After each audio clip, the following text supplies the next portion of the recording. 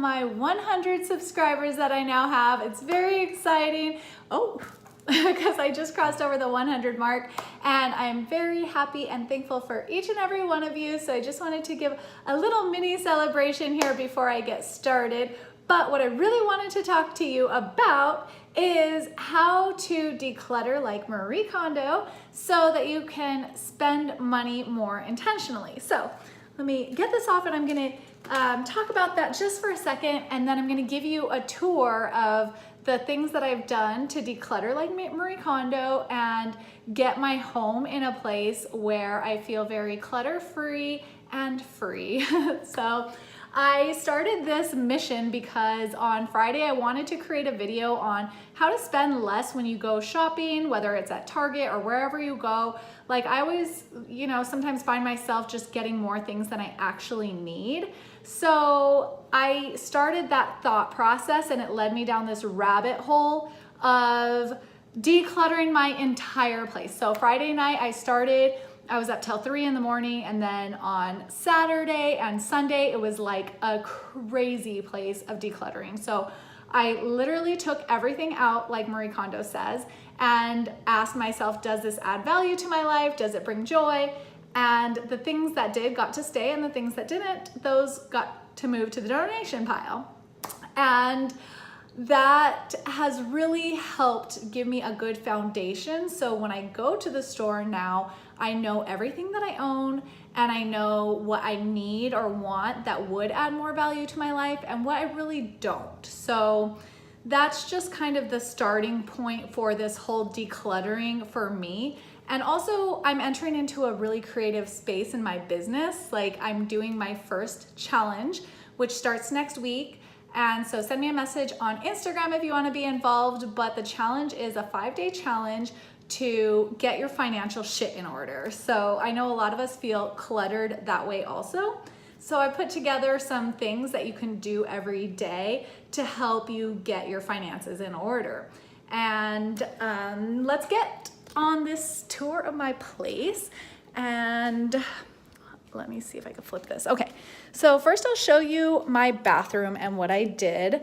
I had this drawer that just kind of had everything scattered, and I watched a video that the minimalists put together on YouTube, and they said to get one of these drawers that you can just put everything in to kind of keep you organized, and so you know where every single thing is. And I did that with my jewelry as well. So now if I want more earrings, it's like, okay, maybe I have a little bit of room, but maybe there's some here that I don't really wear. And these are kind of crazy, right? But that's something that I need to ask myself before I buy something else. Like, am I using the things that I have? If not, let me donate those to somebody that actually can use them. And then it could bring them joy when it's no longer bringing me joy. So here's my closet. Marie Kondo talks about going from like short items to longer items to give your closet this more open feel. So my husband and I did that. We kind of sorted from like small and short to like longer. And then she also talks about like emptying your purse every day.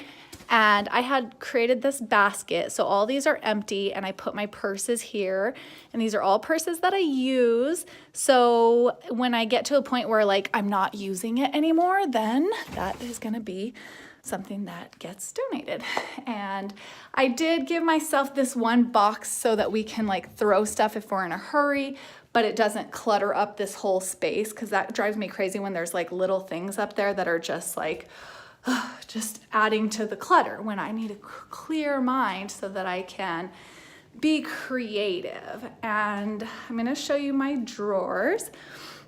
So here's my dresser, and like here's some workout clothes and some pants and like my husband's stuff, but you can see how you can see every single thing. So nothing gets lost in the mix. And Marie Kondo talks about this. Like she talks about folding these clothes in a rectangular way. So it helps minimize wrinkles, and then you see everything. So it really does help. And it helps me like know what I have and wear the things that I have. Because sometimes if we stack the other way, then things get lost on the bottom and you forget what you have and nothing gets worn, and then you're not showing love to your clothes. But let me show you my kitchen drawers also. So I did the same exact thing, same cubby thing, which I got from Target, to like organize my medicines and random headache stuff and whatever you want to put in there. And then same thing with like seeing everything. I did the same thing with towels, and then did this over here. So everything has its place, and that really helps in, I'm still doing some cleaning, but that really helps me in to staying organized. And last thing I'm going to show you is my shoe closet, because we did one of these numbers, and now like this is fabulous because I can see all my shoes. Before it was piled in, I had this rack in this other closet, and it was just like all the shoes would pile on top of each other, and it was like driving me crazy because I could never find what I was looking for because shoes would fall like behind the thing. So anyway, that was a tour of my stuff, just so you can see how I've taken Marie Kondo's, which she wrote this book called The Simple Magic of Tidying Up, for those of you that don't know.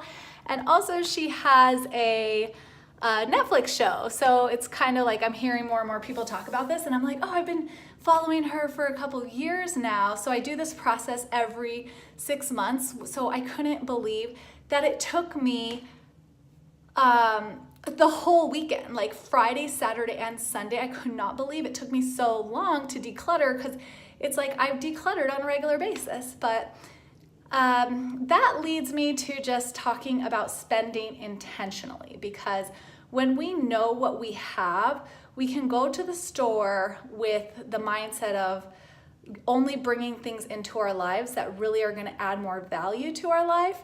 And if they're not, then like I get angry. Like that whole process made me really angry, because like, why do I own so much stuff? Why did I know I spent money on it, and then it makes me feel bad for like spending money when I'm just gonna get rid of it. So it really makes you think a lot more about the things that you're spending money on, because I know I don't want to buy something today and then get rid of it in a few months, then I'm not using it. So when I buy things now, I'm like, okay, do I love this? Is this something I need, something I want, or is it just something that like looks pretty in the store and is probably gonna find itself in the back of my shelf one day? And that whole, if you go through that process, it's gonna make it easier for you to spend more intentionally when you go to the store.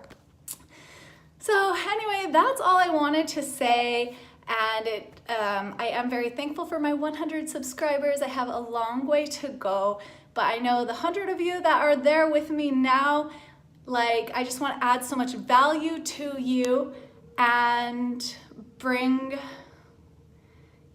some education with money management and money along the way. So subscribe to my channel. It's Money with Maggie, or follow me on Instagram, whatever it is that you like, where you go to for all of your things.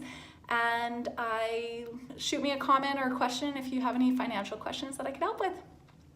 Bye. I don't know how to end this.